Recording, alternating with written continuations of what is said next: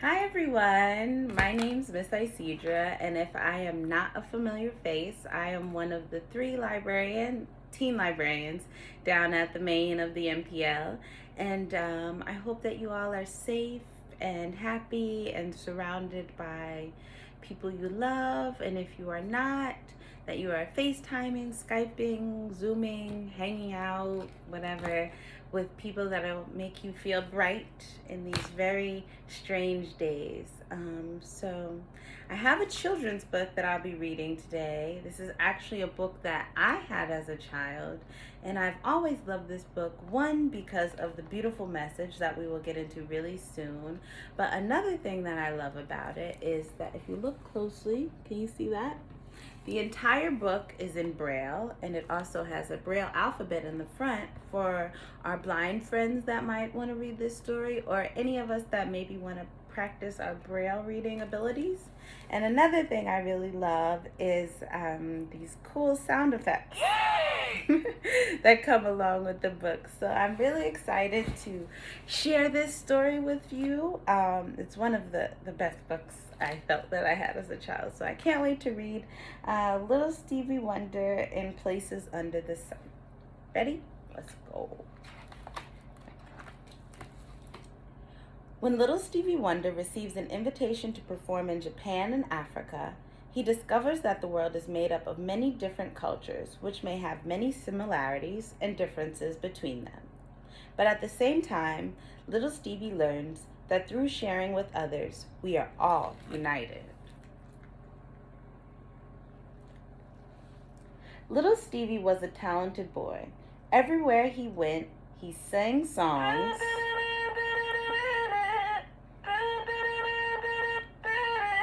and played music on his harmonica.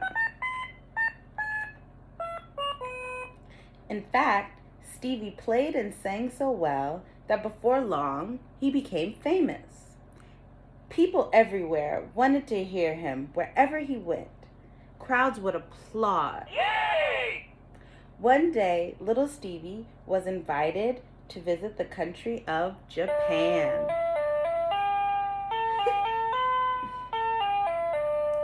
And perform for their emperor. Little Stevie was very excited about this trip and felt honored to sing for the royal family. But he had never been to Japan, and he had many concerns about the people and their culture.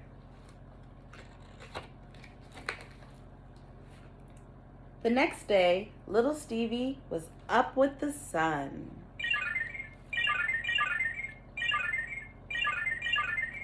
He quickly telephoned his friends Joey and Ryan and asked them to go with him. "Pack your bags," little Stevie laughed and excitedly played a few notes on his harmonica. "We're off to the land of the rising sun."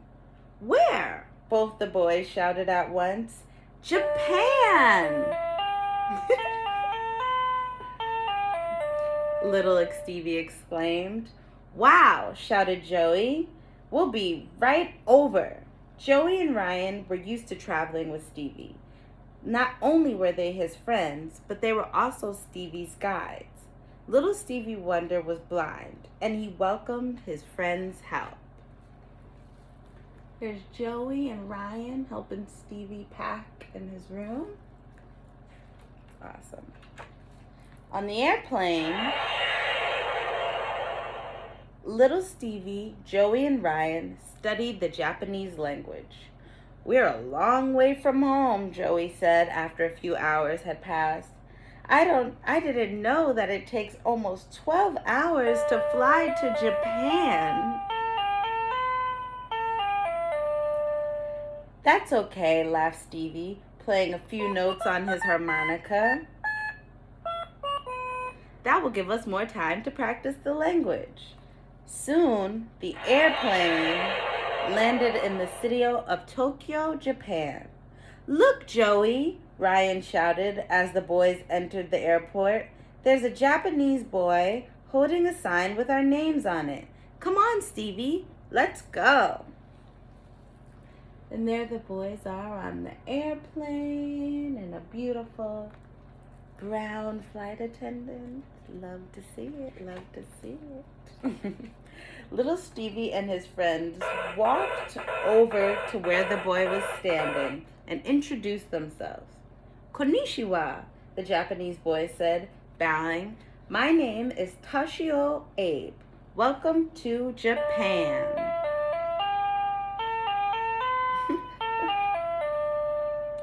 Konnichiwa. That means hello in Japanese. Stevie smiled. Hi, I'm Stevie. You speak Japanese? Toshio exclaimed. The boys giggled. Very little. We studied on the airplane. Well, that won't be a problem. I'll be your tour guide during your stay in Japan, Toshio explained. And if you teach me some English while you're here, I'll teach you some Japanese. That's a great idea, they all agreed.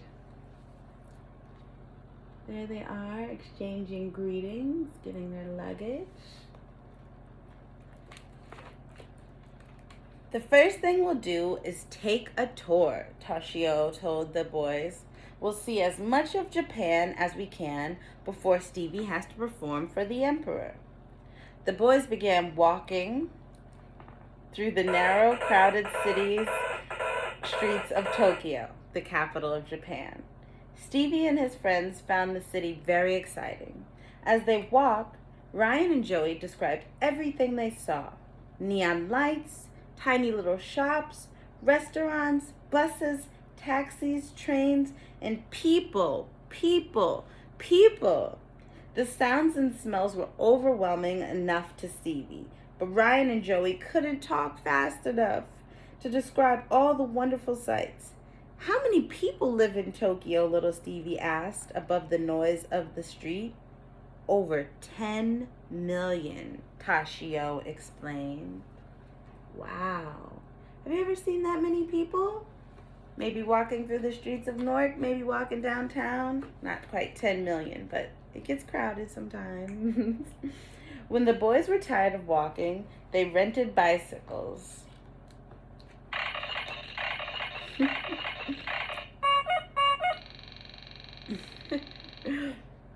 And pedaled through the city. Over the next few days, they pedaled everywhere on their bikes.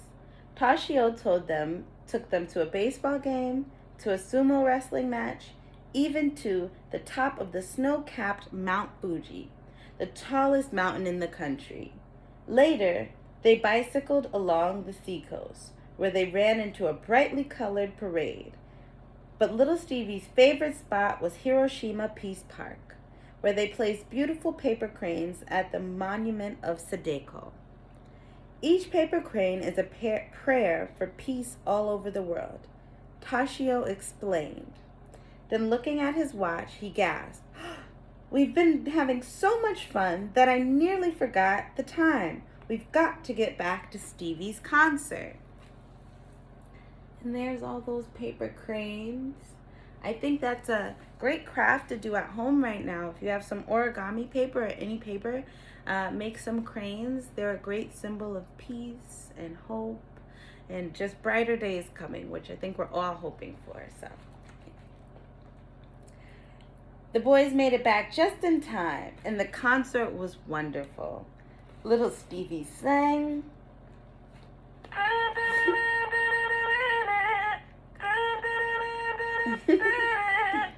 The crowd went wild with applause.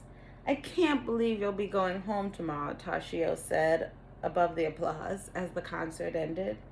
We won't be going home yet, Toshio, little Stevie said. He told everyone that the King of Senegal had been there and wanted them to come to Africa. This is my favorite one.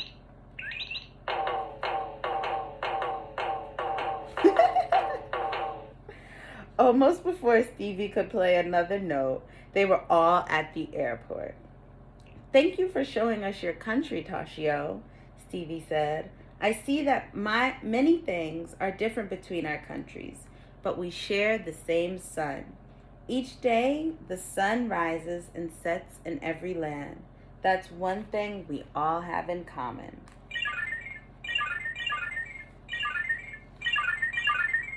And there's Stevie, little Stevie at his concert. If I had to guess, he was playing Fingertips or Purple Raindrops. That's my mom's favorite Stevie Wonder song. My favorite Stevie Wonder song is a beautiful song played on the harp. It's accompanied with a harp called If It's Magic, and the lyrics are absolutely beautiful. You should look it up. The airplane soared through the night sky towards Africa.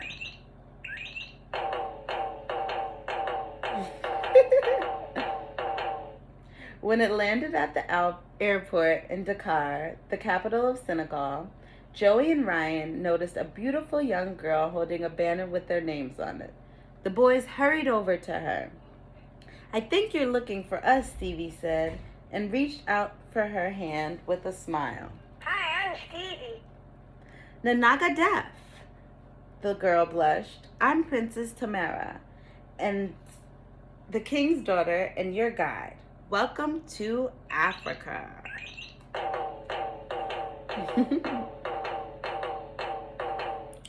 "Nanaga Deaf," Ryan repeated. "I know that one, Stevie. It means, 'How are you?' in the Wolof language." "And that's about as much Wolof as we know," Joey said, and everyone laughed. There they are meeting the beautiful Princess Tamara. I love her. I love her hair and her dress. She's gorgeous, right? In the few hours they had before little Stevie's concert, Tamara suggested they go walking. "I want to show you our city," Tamara explained as they walked the broad, quiet streets. Again, Ryan and Joey described everything they saw to Stevie. Later, they rented bicycles and pedaled to the seashore near a town called Yoff to watch the fishermen. Tamara even took them through part of Africa's jungle, where they heard beautiful bird sounds and the calls of wild animals. The children tried to echo each sound they heard. Finally, nearing Dakar again, little Stevie and his friends wound through a street market. The road was crowded with people offering their handcrafted wares. "This is wonderful, Tamara. I've never experienced anything like this." How many animals can you name? Do you see any familiar animals? I see a cow. I can't really see, but that would be cool. "It's late. We must get little Stevie back in time to perform for my father," Princess Tamara cried out. With that, they turned their bicycles and raced back towards Tamara's home. As before, the concert went off wonderfully, filled with joy for all he'd experienced. Stevie sang,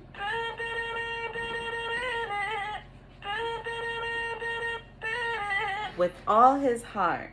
"More, more," the crowd applauded, and the king laughed and clapped with them. So again, little Stevie sang.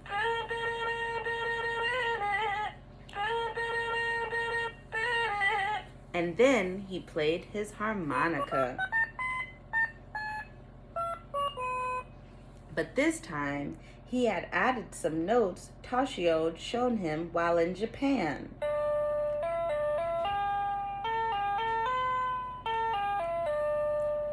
And a beat he'd picked up while in Africa.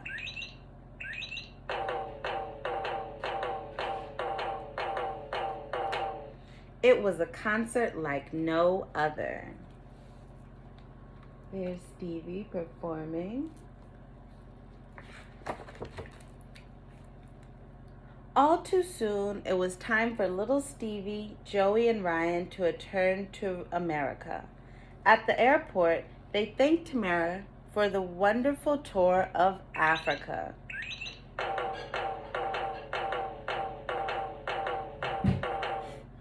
As they walked toward the gate, Tamara looked sad. "Don't be sad, Princess Tamara," Stevie whispered. Then turning his face toward the sun, he said, "Our countries may be far apart and different in many ways, but we all share the same sun. As long as we all remember that you and I and all the children of the world will always share something very special. Within minutes to spare, little Stevie, Joey, and Ryan climbed aboard the airplane. And with a whoosh, it flew off into the sun.